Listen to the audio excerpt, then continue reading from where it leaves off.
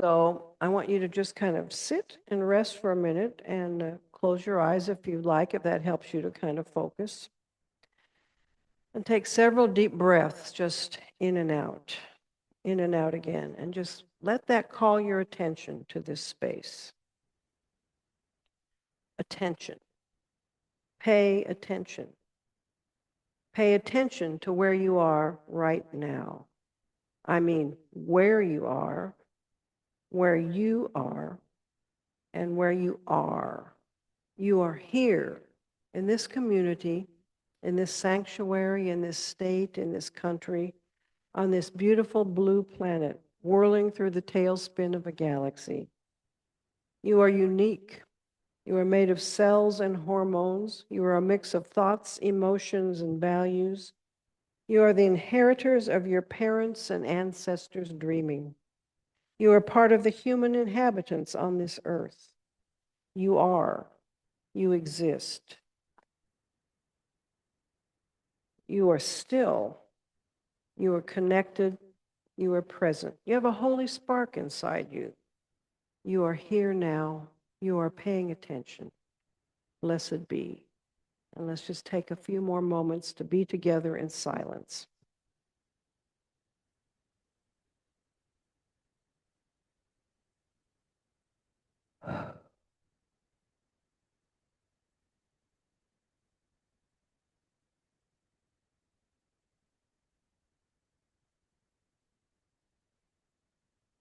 And take another breath and come gather back in this space. Welcome. All right, I'm going to start this with a disclaimer and a claim. I am not a poetry expert. I read a lot of poetry and I write some, but I would never claim expertise. I do think, however, and this is the claim I make, that each of us is fully able to understand a poem from our own experiences in life. In fact, each of us bring that whole perspective into our reading of a poem, and that's why a single poem can have 1,000 different meanings.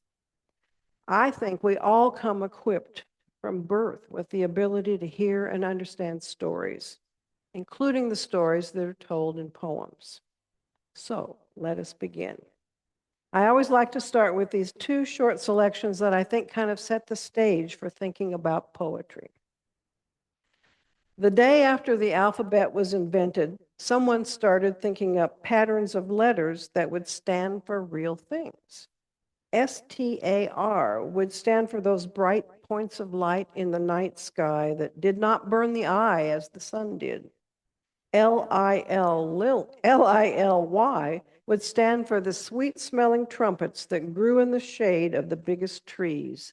And RIVER would stand for the broad expanse of wetness that grew to a pounding torrent after RAIN fell from the sky.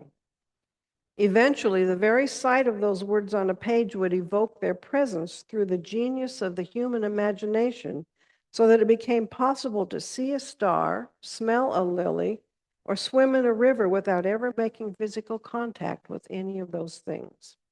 Better yet, meeting them on the page did not carry the same risks of stinging bees, biting snakes, or chilling currents that meeting them in the flesh did.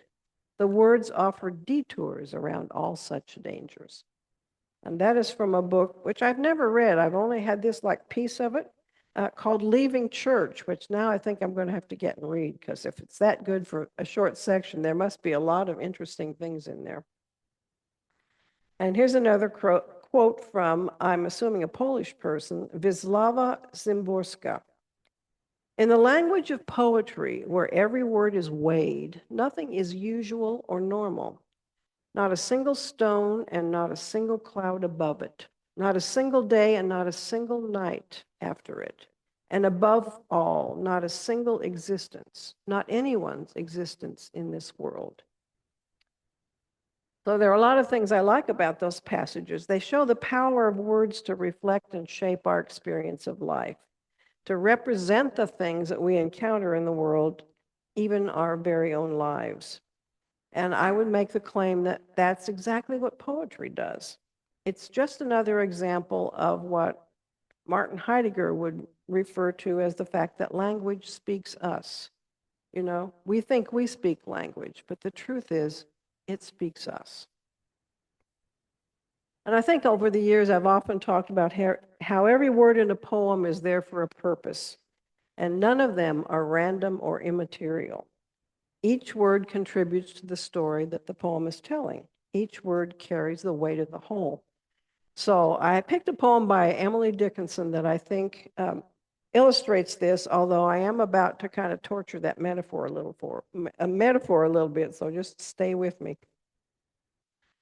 What she wrote is, the props assist the house until the house is built. And then the props withdraw, and adequate, erect, the house supports itself and ceases to recollect the augur and the carpenter.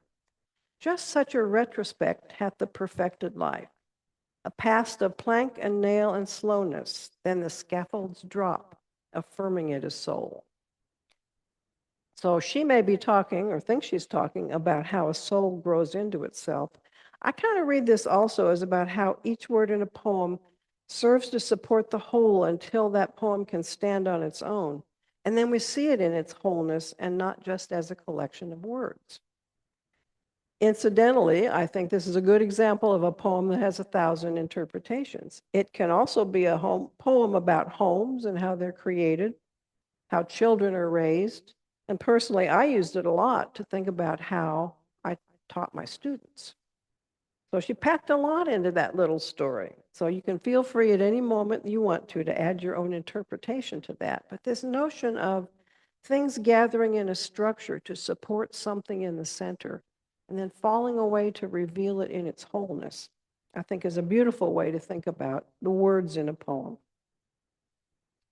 So now we come to home, which turns out to be kind of a loaded subject in some ways. Who knew? So maybe one of the most powerful words we know. Home, the definition of home from the dictionary is the place where you live or reside, a dwelling, which is the thinnest definition of anything important that I believe I've ever read. It's suitable for a description of a building, but it leaves out all the emotional and psychological meaning of the word home. So a home can be a place of comfort, security, identity, belonging, and family. It can be a place to escape the madding crowd. Or it can be the opposite, a place of pain, fear, insecurity, or despair. The first definition is a place we want to return to, and the second is a place we need to escape from. But even in the absence of love and comfort, this idea of home can persist. Some who escape a familial, dysfunctional home create loving homes with new families that we usually call the families of choice. Home may not be a place at all. So you can see that the word carries a lot of freight. So we're going to explore some of these ideas in the poems we have today. And I'd like to start with a poem from Robert Frost called Death of the Hired Man. So in this little story, he strips the meaning of home right down to its essence. And although personally I've never liked his definition, but see what you think.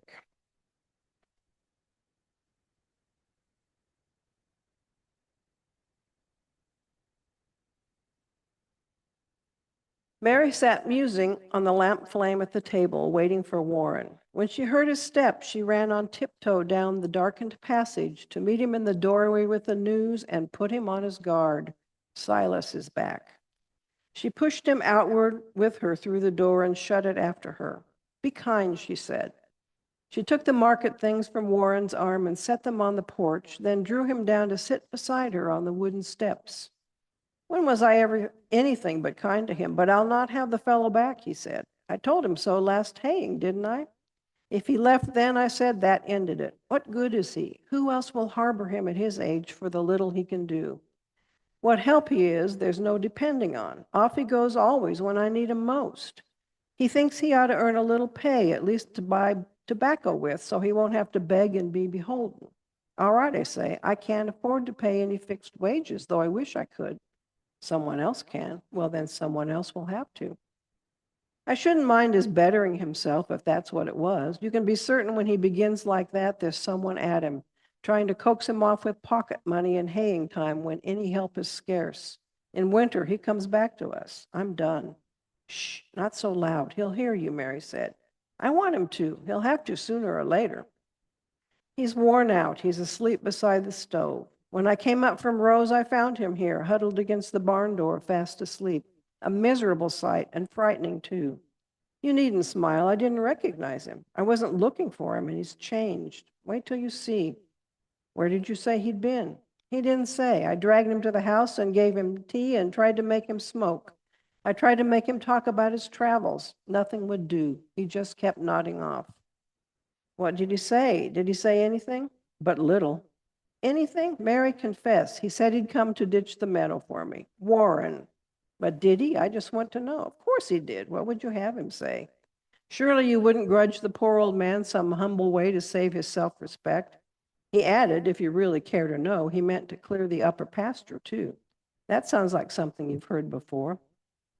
Warren, I wish you could have heard the way he jumbled everything. I stopped to look 2 or 3 times. He made me feel so queer, to see if he was talking in his sleep. He ran on Harold Wilson, you remember, the boy you had in haying 4 years since. He's finished school and teaching in his college. Silas declares you'll have to get him back. He says they two will make a team for work. Between them, they will lay this farm smooth. The way he mixed that in with other things, he thinks young Wilson a likely lad, though daft on education. You know how they fought all through July under the blazing sun? Silas up on the cart to build the load, Harold along beside to pitch it on. Yes, I took care to keep well out of earshot. Well, those days trouble Silas like a dream. You wouldn't think they would, how some things linger. Harold's young college boy's assurance piqued him, and so many years he still keeps finding good arguments he sees he might have used. I sympathize. I know just how it feels to think of the right thing to say too late. Harold's associated in his mind with Latin. He asked me what I thought of Harold saying he studied Latin like the violin, because he liked it. That an argument? He said he couldn't make the boy believe he could find water with a hazel prong, which showed how much good school had ever done him. He wanted to go over that, but most of all, he thinks if he could have another chance to teach him how to build a low of hay. I know, that's Silas' one accomplishment. He bundles every forkful in its place and tags and numbers it for future reference, so he can find and easily dislodge it in the unloading. Silas does that well. He takes it out in bunches like big birds' nests. You never see him standing on the hay he's trying to lift, straining to lift himself. He thinks if he could teach him that, he'd be some good, perhaps, to someone in the world. He hates to see a boy the fool of books. Poor Silas, so concerned for other folk and nothing to look backward to with pride and nothing to look forward to with hope, so now and never any different. Part of a moon was falling down the west, dragging the whole sky with it to the hills. Its light poured softly in her lap. She saw it and spread her apron to it. She put out her hand among the harp-like morning glory strings, taut with the dew from garden bed to eaves. And if she played unheard some tenderness that wrought on him beside her in the night, Warren, she said, he has come home to die. You needn't be afraid he'll leave you this time. Home, he mocked gently. Yes, what else but home? It all depends on what you mean by home. Of course, he's nothing to us any more than was the hound that came a stranger to us out of the woods, worn out upon the trail. Home is the place where when you have to go there, they have to take you in. I should have called it something you somehow haven't to deserve. Warren leaned out and took a step or two, picked up a little stick and brought it back and broke it in his hand and tossed it by. Silas has better claim on us, you think, than on his brother. 13 little miles as the road winds would bring him to his door. Silas has walked that far, no doubt, today. Why didn't he go there? His brother's rich as somebody, director in the bank. He never told us that. We know it, though. I think his brother ought to help, of course. I'll see to that if there's need. He ought to have take him in and might be willing to. He may be better than appearances. But have some pity on Silas. Do you think if he had any pride in claiming kin or anything he looked to from his brother, he'd keep so still about him all this time? I wonder what's between them. I can tell you. Silas is what he is. We wouldn't mind him, but just the kind that kinsfolk can't abide. He never did a thing so very bad. He don't know why he isn't quite as good as anyone. Worthless though he is, he won't be made ashamed to please his brother. I can't think Cy ever hurt anyone.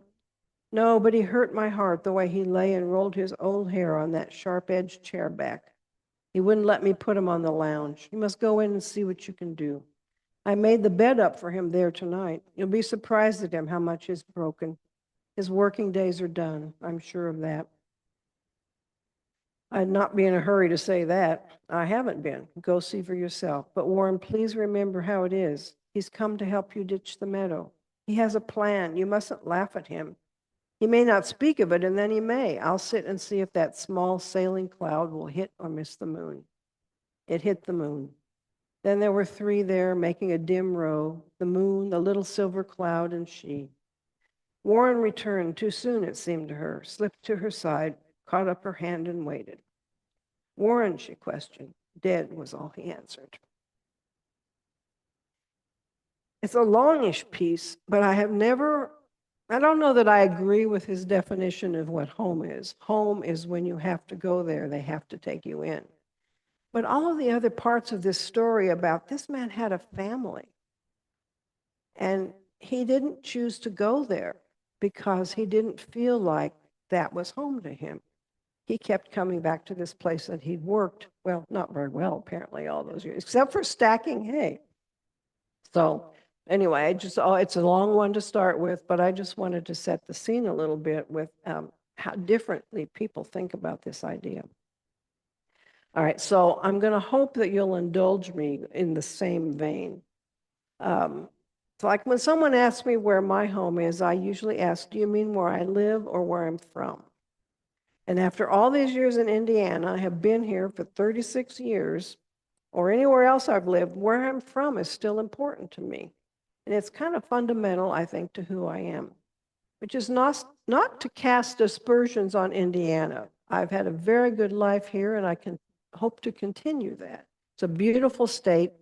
There are way too many trees here, but that's not Indiana's fault.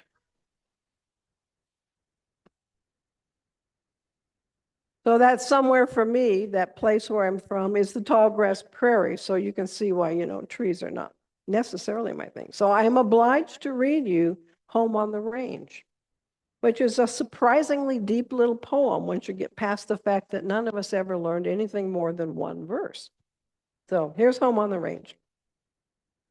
There's a land in the West where nature is blessed with a beauty so vast and austere. And though you have flown off to cities unknown, your memories bring you back here. Home on the range where the deer and the antelope play, where seldom is heard a discouraging word and the skies are not cloudy all day, where the air is so pure, the zephyr so free, the breeze is so balmy and light, that I would not exchange my home on the range for all of the cities so bright. How often at night, when the heavens are bright with the light of the glittering stars, have I stood here amazed and asked as I gazed if their glory exceeds that of ours. Where the teepees were raised in a cool, shady place by the rivers where sweet grasses grow, where the bison was found on the great hunting ground and fed all of the nations of Sioux. The canyons and buttes like old twisted roots in the sandstone of ancient stream beds. In the sunset they rise to dazzle our eyes with their lavenders, yellows, and reds. Oh, give me a land where the bright diamond sand flows leisurely down to the stream, where the graceful white swan goes gliding along like a maid in a heavenly dream. When it comes my time to leave this world behind and fly off to regions unknown, please lay my remains on the Great Plains out in my sweet prairie home. Home on the plains, here in the grass we will lie when our day's work is done by the light of the sun as it sets in the blue prairie sky.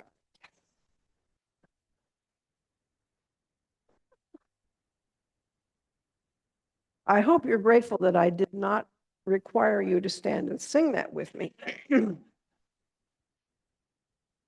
So I have another indulgence to ask. As I think I said, I've written some poetry of my own over the years, and some of it's good, some of it's bad, but your judgment. So this one is one that I wrote about home, except that it doesn't rhyme because I don't do rhymes very well. What calls me back to this point of origin, drawing me to a place beyond home and before beginning? I can feel the pulse of this land rising through my body, a current of life lifting me onto the broad back of the southern wind. The boundaries of the tree-rooted places melt away, and the edgeless sky drapes itself gently over this world made of infinite space.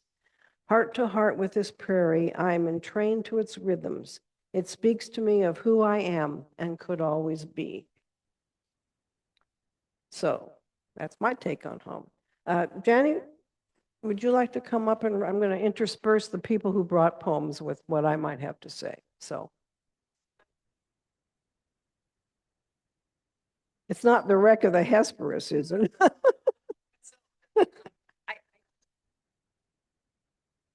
Wait a minute. I got to turn the right one on.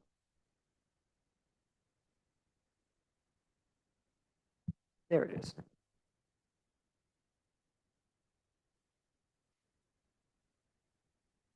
This way? Okay. Now, can you hear me? Is that loud enough? Okay. So this was really interesting, and I started thinking about Poetry Sunday, and I realized that that is my heritage. I grew up with poetry from the time that I was small. My mom read to us all the time, and one of the things she read to us was the A. Milne books when we were very small. And her parents were educators. They were lovers of poetry. My grandma and Grandpa Brown were quite characters. My grandmother Brown had gone to normal school, which was what it was called at the time when they were training teachers, and then she taught, and then she went back and taught at normal school, and was always on the lookout for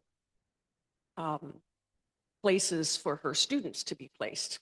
She saw a listing for the high school in upper Chicago and the upper suburbs of Chicago. So she went to see if it would work for one of her students. And the guy there who was interviewing her said, "Oh, no, this isn't for a new graduate. You should apply yourself." And she asked him what the pay was, and he offered her the same amount that she was making in 9 months for a 12-month position. And she got up and said, "Sir, you're wasting my time and yours." And she just got up and left. He called later and asked her what she would come for. And so she ended up taking the job at New Trier, which is where she met my grandfather. There's 8 years difference between my grandmother and grandfather. Grandma was 36 when she married Grandpa. He was 28. And they've always, for as long as I can remember, have loved poetry. They would make notebooks of their favorite poems. And one of my grandmother's favorite was The Road Not Taken by Robert Frost. I can remember going there in my early 20s for a visit. And I'd just gotten there, and they were so excited to see me, which was wonderful, because being one of 8, it's really nice when you get attention all to yourself. And so they sat me down on the couch, and I had Grandma on one side and Grandpa on the other. So Grandma proceeds to read to me the Road Not Taken, which is, I know she identified with this because I think she felt it kind of said something about her own life. "Two roads diverged in a yellow wood, and sorry I could not travel both and be one traveler. Long I stood and looked down as far as I could to where it bent in the undergrowth. Then took the other, as just as fair, and having perhaps the better claim, because it was grassy and wanted wear. Though as for that, the passing there had worn them really about the same. And both that morning equally lay in leaves no step had trodden black. Oh, I kept the first for another day, yet knowing how way leads on to way, I doubted if I should ever come back. I shall be telling this with a sigh, somewhere ages and ages hence. Two roads diverged in a wood, and I, I took the one less traveled by, and that has made all the difference. I always associate that with my grandmother. I can't hear it without associating it with my grandmother. My grandfather was a real jolly soul. He was just had what I call the sunny gene. I wish I'd inherited it from him, but he was just lovely. And I can remember sitting at the table when my mother was pregnant with one of us, and they were talking names, and my dear, Percival Aloysius would be a good name. And my mom, oh, Daddy, it was just so cute. And occasionally he would just burst out with, a line from Tennyson's Onward, Road to 600. That's from the Charge of the Light Brigade. So he loved poetry in the same way my grandmother did. But on that day, when I was sitting between them on the couch, this is the one my grandfather chose to read. There was a young lady named Jeannie who wore an outrageous bikini, a slip here, a slip there, and nothing but Jeannie the Queenie. The juxtaposition of those two, and of course my grandmother's there going, oh, Wes. But I just realized when we were talking about poetry, how much it's been part of my life for as long as I can remember, and how dear it is to me. So that's all. Thank you.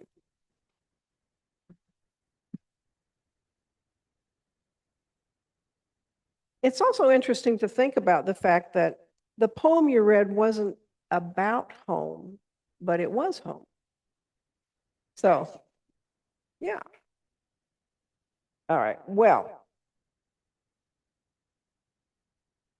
I have some more serious ones to read, but I have to start with this one called Ode to the Midwest.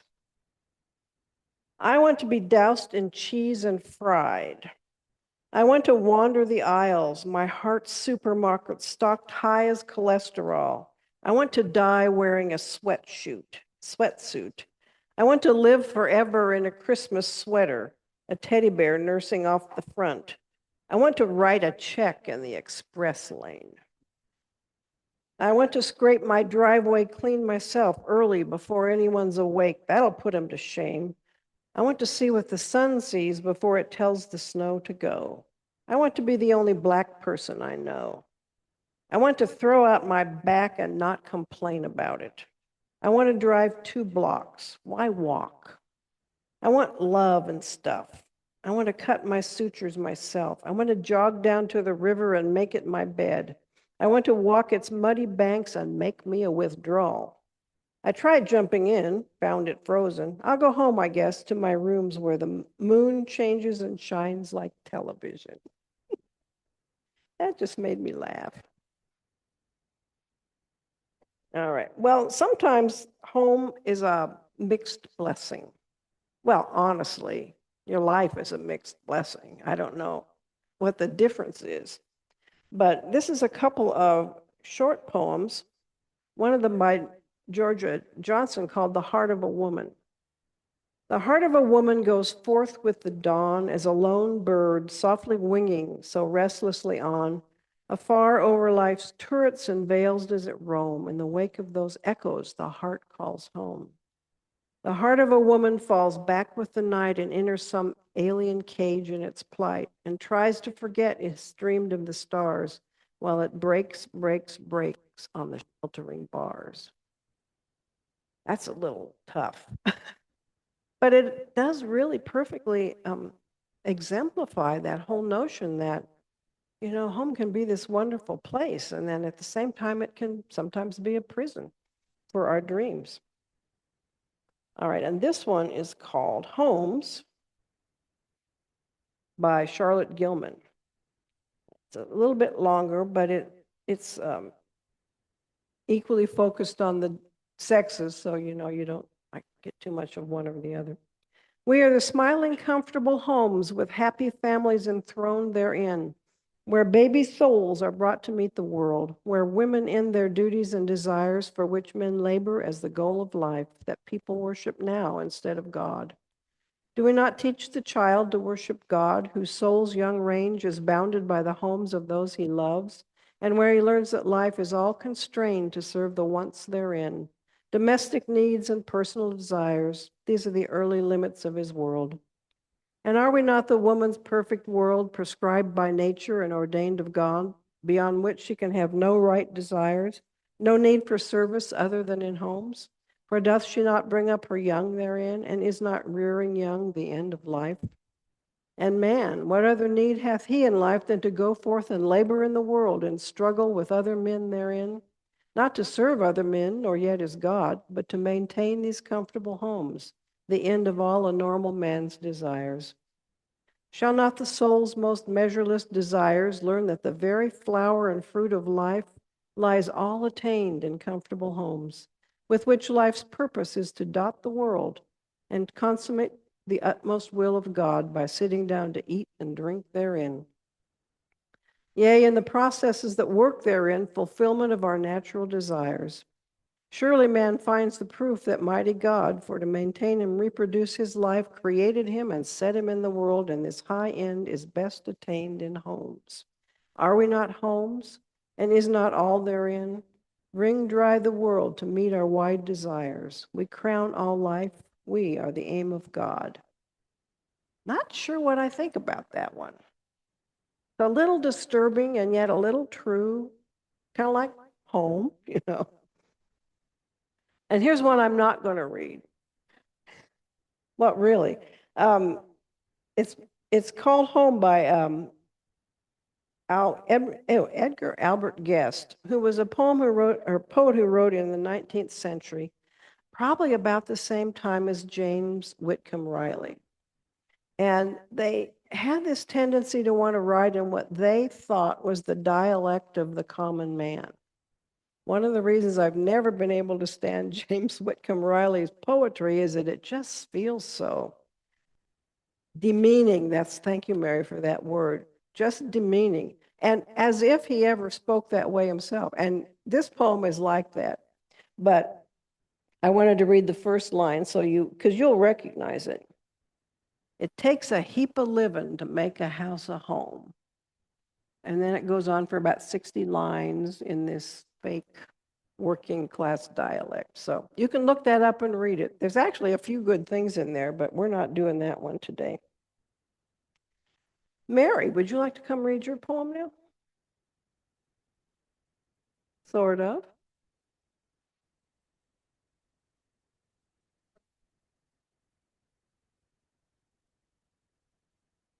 Right in I there. was raised in a family, my mother wrote a lot of poetry, my father loved music. I wrote a lot of poetry. And I didn't put a whole lot of thought into it today. I just thought, oh, poem. So I picked the one poem I really love, which is The Most Depressing. And what do I do about that? So the story about that was when I was 13, there was a sophomore speech contest. And I did 3 poems, Cambridge Ladies, Ozymandias, and something I can't remember anymore. And the punishment was that whoever won the sophomore speech contest had to be on the speech team. I was horrified because I am so socially anxious. It was like a punishment for this. But I love poetry, and really I haven't had much poetry in my heart in the last couple years. And this is kind of nice because it's jogging me to think about that. But I have a limited repertoire, and I thought that I would read 2 of the poems I loved as a kid, and then God help us, Ozymandias, and then a poem that my mother's favorite poem, because I thought about that. But I had a book of poetry, children's poetry, and there were a couple epitaphs in there. And one was, "My name is Sir Dog of Kew. Prithee, sir, whose dog are you?" And the other was, "Here I lie at the chancel door. Here I lie because I am poor. The farther in, the more they pay. But here I lie as warm as they." So I thought that would be a good introduction to the most depressing poem I know. But honest to God, that one poem has been running through my mind constantly in today's life. And that is Ozymandias by Percy Bysshe Shelley. I met a traveler from an antique land who said, two vast and trunkless legs of stone stand in the desert. Near them, on the sand half sunk, a shattered visage lies, whose frown and wrinkled lip and sneer of cold command tell that its sculptor well those passions read which yet survive, stamped on those lifeless things. The hand that mocked and the heart that fed, and on the pedestal these words appear. My name is Ozymandias, King of Kings. Look on my works, ye mighty, and despair. Nothing beside remains. Round the decay of that colossal wreck, boundless and bare, the lone and level sands stretch far away. I'm sorry. No, So you put something into that. I like that. well, I love that poem. And unfortunately, it seems A little too relevant. pretty relevant. Yeah. So then I thought, well, what could I do? And I thought I would just do my mother's favorite poem. My mother was a lovely writer and very poetic. And so I'm going to do Invictus, just because she would always say that to me. God help her soul. But out of the night that covers me, black as the pit from pole to pole, I thank whatever gods may be for my unconquerable soul. In the fell clutch of circumstance, I have not winced nor cried aloud. Under the bludgeoning of chance, my head is bloody, but unbowed. Beyond this place of wrath and tears looms but the horror of the shade, and yet the menace of the years finds and shall find me unafraid. It matters, what made me cry? It matters not how straight the gate, how charged with punishment the scroll. I am the master of my fate. I am the captain of my soul.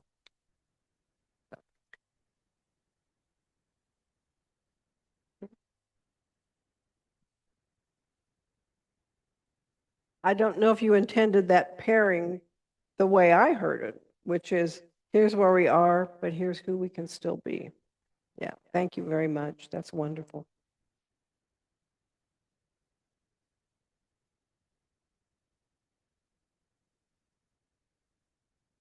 There are some poems that are about sort of home as a time of life, more so maybe than a place. And this one is called Dandelions. You have to kind of listen carefully to it to see what the element of home is in all this. But I got it for Tom. After the cling of roots and then when they give way, the recoil up the hand was a small shock of emptiness beginning to expand. Milk frothing from the stems, leaves inky green and spiked, like blissed out childhood play turned mean. They snarled in tangled curls on our driveway. It happens still, that desolating falling shudder inside, and then our neighborhood seems only sprawling loops, like the patterns eaten on driftwood. Even the home where I grew up, its smell of lingering wood smoke and bacon grease, seems just a shell of lath and paper.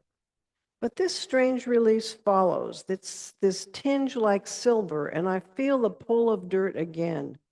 Sense mist uncurling to reveal no architecture hidden behind the world, except the stories that we make unfolding, as if our sole real power were the power of children holding this flower that is a weed that is a flower.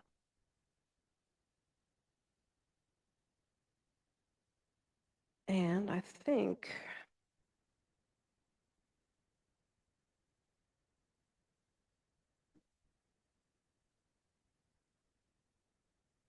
I'm going to read just two more as we're getting to the time when coffee should be taking place.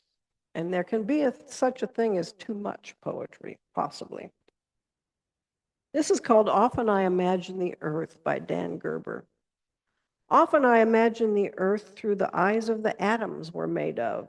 Atoms peculiar, atoms everywhere. No me, no you, no opinions, no beginning, no middle, no end. Soaring together like those ancient Chinese birds, hatched miraculously with only one wing, helping each other fly home.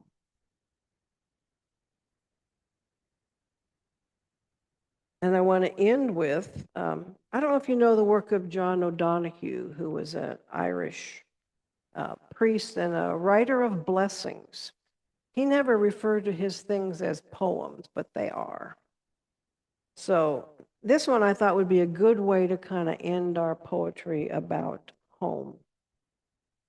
May this home shelter your life when you come in home here. May all the weight of the world fall from your shoulders. May your heart be tranquil here, blessed by peace the world cannot give. May this home be a lucky place where the graces your life desires always find the pathway to your door. May nothing destructive ever cross your threshold. May this be a safe place full of understanding and acceptance where you can be as you are without the need of any mask of pretense or image. May this home be a place of discovery where the possibilities that sleep in the clay of your soul can emerge to deepen and refine your vision for all that is yet to come to birth. May it be a house of courage where healing and growth are loved, where dignity and forgiveness prevail, a home where patience of spirit is prized, and the sight of the destination is never lost, though the journey be difficult and slow. May there be great delight around this hearth. May it be a house of welcome for the broken and diminished. May you have the eyes to see that no visitor arrives without a gift and no guest leaves without a blessing. So I want to thank you for sharing your poems today. I would add a little, not a caveat, but an addendum, which is that all of you should be writing poems. You don't ever have to show them to anybody else. You don't have to read them out loud, although I encourage you to do that. You should write haiku because it's easy. You just have to count to 5 and 7 and 5. I had a project once that I was going to write a haiku every day for a year. Anybody want to guess how long that lasted? I can tell you. I started on the 1st of January, and there was a big gap between the, no, there wasn't. It lasted until the 12th of February. So like I have this whole notebook here ready for more if I ever get back to it. Some are good, some are really quite horrible. All right, well, I'm going to close with some words from Joel Miller. Let our lives be a prayer that waters dry souls, mends broken hearts, refuses to be terrorized, seeks this world's beauty and carries us through its storms.